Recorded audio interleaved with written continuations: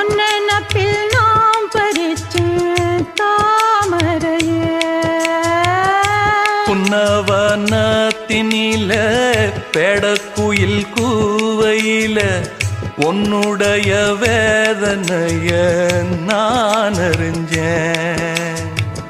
பொங்கலத்தில் மாலையிட ஒன்னிரண்டு தோளத்தொட என்ன தவம் செஞ்சேனோ என் மாமா.